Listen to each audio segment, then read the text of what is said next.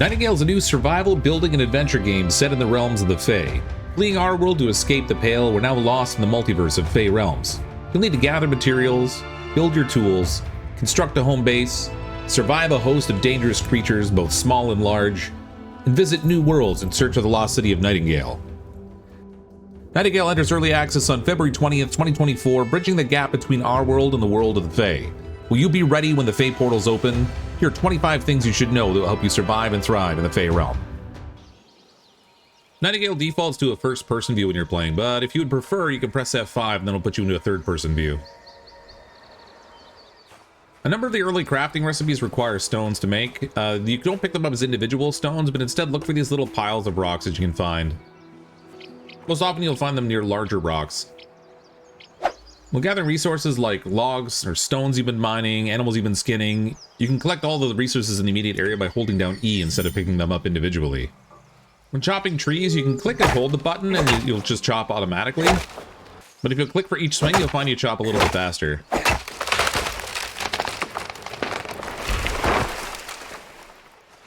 As a survival game in Nightingale, you do need to eat in order to stay alive, but it also has a side benefit of providing you with different buffs. When cooking in Nightingale, you'll actually choose the ingredients you're going to make. So for example, I can make roasted meat, but there's different types of ingredients you can use that give you different stat benefits. For example, this tier 1 predator meat it will not only give health, but also gives a boost to maximum health by 10% and boosts health regeneration. This tier 1 prey meat, though, gives a boost to stamina and stamina regeneration. And this tier 1 fabled meat gives a 15% boost to maximum health. So each, depending on what ingredient you use, will depend on what kind of a buff you're going to get from the food.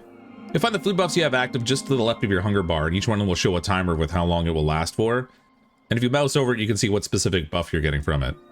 When crafting tools and equipment, you can also choose different types of materials to be used, and each different material gives a different type of final buff to the end equipment that you make. You can click autofill or just pick something from your inventory to complete the recipe that you need, but you can also click on the individual ingredient and choose what you like. For example, in this case, if I choose these straps that were made from tier 1 predator pelt, they give a 10% boost to maximum health and health regeneration boost. If I choose the prey, I get a stamina boost and stamina regeneration boost, similar to the food. Crafting stations like the workbench are affected by being exposed, and you want to have them built under shelter, and you also want to build them on some sort of a floor foundation in order to keep them protected. This includes fires. When I have a workbench built inside, you can see it's sheltered, so we're getting refinement time decreased by 10 seconds, so it'll craft things a little bit faster. If I build a crafting station outside, you will see that it's exposed and that it's not undercover. Over time, this bench will also become dirty, and you'll have to use a feather duster to clean it off in order for it to keep working. Otherwise, it'll craft things at a slower speed. Crafted items when they're complete will have a little effect above the bench, and you'll have to actually collect the item from the bench. It doesn't automatically appear in your inventory. You don't have to stay at the workbench while you're crafting it. You can go off and do something else, but you do have to pick up whatever it was you crafted. Different resources like this rock require a specific tool to gather them. For example, for the rock, you need the pickaxe. So you know that you have the tool equipped and ready to use when you get the little green symbol. If you don't have it equipped, it'll show a red symbol and show the level requirement of the tool that's needed to harvest whatever it is you're trying to get. Because this one's green, I can certainly collect this rock without any trouble. This tin ore, on the other hand, requires a pickaxe that is at least quality level 10. So if you don't have a pickaxe that's that high quality level, you'll need to craft one that's better. Getting rained on will gradually give you a wet debuff. That debuff reduces your stamina regeneration. So it's probably better to stay dry whenever possible. You can stay dry in the rain with an umbrella. And if you're already wet, you'll see the wet bar go down as you're under the umbrella. Plus it has an added benefit, being a little gliding piece of equipment, so you can jump off of heights and glide to the ground using your little umbrella. There are other weather effects in Nightingale, such as hail, and hail both damages your health and also damages your equipment. The umbrella will protect you from that as well, but it does wear down over time, so you gotta be careful about how much you have left on it. From what I've seen, it's not repairable until the point where you can actually craft one yourself, so if you just found your umbrella in a storage box or something, you probably gotta take a little bit of care with it. As you can see, this one I have here is almost broken. For building your base, the first thing you want to make is your estate cairn. It'll require both rocks and stone blocks. In building this game, you first put down the blueprint, and then you can approach it and insert the ingredients. It will take as many as you have in your inventory and automatically place them. You can also hold down E if you want to choose to deconstruct it while you're in the process of building it. Once it's built, you can't do that anymore. It's just there. You have to break it. You can auto add resources, or if you want to pick specific resources, you can also choose add resources from inventory. The estate cairn, once completed, will define an area as My Respite, and you can use the travel to Respite button to automatically fast travel back to your cairn. This cairn will also suppress hostile creature spawning so that you won't have hostile creature spawning close to your home. When you decide to build a base, you'll choose the blueprint you want to place down. For example, I'm going to start with some crude foundation, and we'll place these on the ground. You build the shadow form of what you're going to make first, and then you add the materials to it afterwards, just like we did with the estate cairn. All of the connected pieces, though, share the resources you place in them, and that gives you a total amount of the resources you need to build everything that's connected. So if we walk up to the structure, we can see this is going to require a total of 38 sticks, 42 logs, which fortunately I have, and 28 plant fiber. Any resources you place into the connected structures will be shared across all of the pieces that are joined together. So if you want to build something in particular, like your floor first, you want to build the shadow pieces and then add the materials to it completed before starting to place wall segments so that you can get those built first. Once the final pieces are placed, you'll see the rest of the building structure will complete. When gathering resources like sticks or grass, the scythe will let you gather a lot more than you would by hand. This does not work with edible plants like mushrooms or berries, however. You do have to manage rest in Nightingale. The bar to the right of your stamina will show how rested you are on a measure out of 100. If you get too tired, you'll see this debuff notification show up. This lowers your stamina and regeneration rate, making it harder to get things done in the game.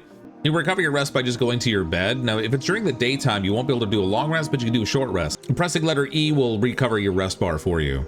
When nighttime falls, if you would prefer to just move on to day, you can come back to your bedroll and you'll have the long rest option. When you press that, you'll recover your rest bar, and time will also progress through to morning.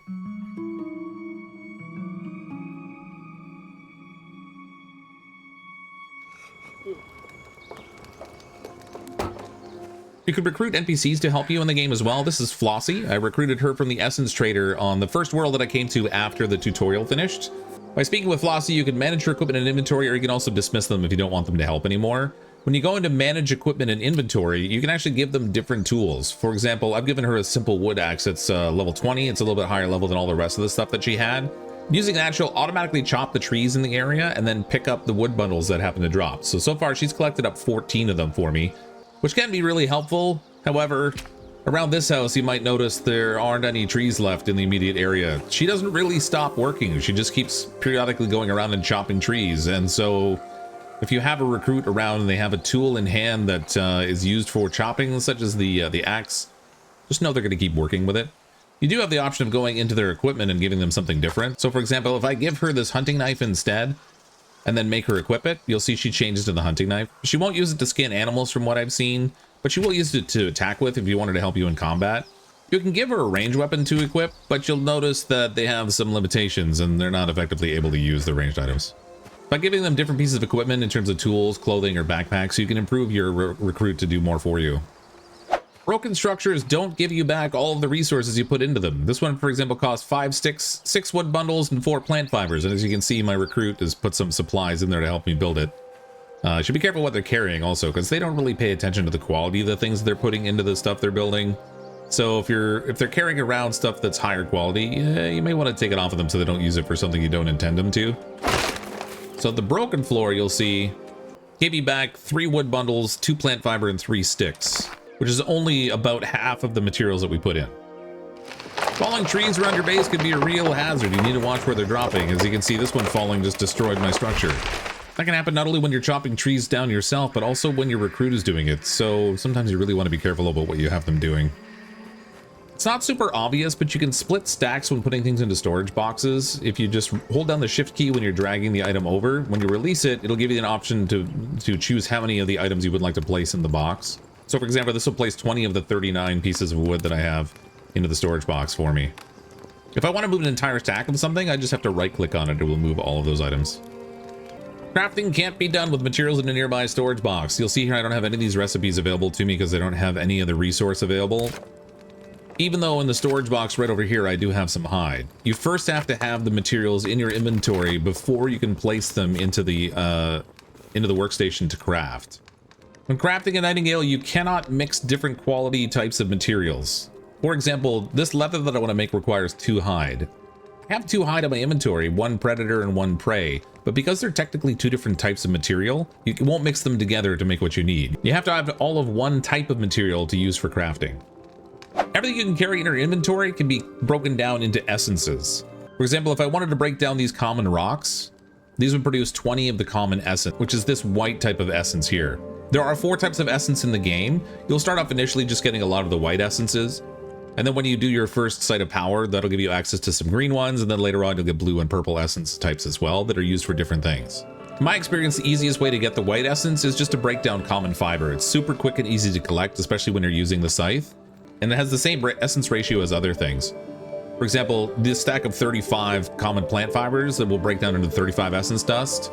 But so does this stack of 20 rocks. And the rocks are a little bit more challenging to get because you have to walk around and find the piles of them sitting on the ground. So the easiest way I've found to get the white essence to use early in the game is just to break down common fibers. When you choose to extract, you will get the option to choose how many of them in a stack you want to break down. It's not going to be the entire stack automatically, unless there's only one. In combat, headshots deal extra damage both with ranged weapons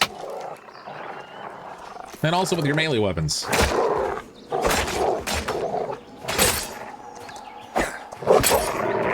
You'll know you got a headshot or a critical when you get that yellow pop-up number. Sometimes it'll also stagger the enemy, which is great. If you come across locations in the world that have this weird sort of sparkly door with some sort of like electrical lightning effect protecting it, these are sites of power.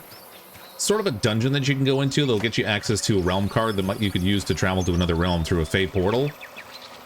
You do have to meet the minimum requirements in order to enter them. This one here, I believe, is the hunt side of power. You have to have a gear score 50 to enter. If you're trying to enter before you have a gear score that's high enough, the door will just reject you.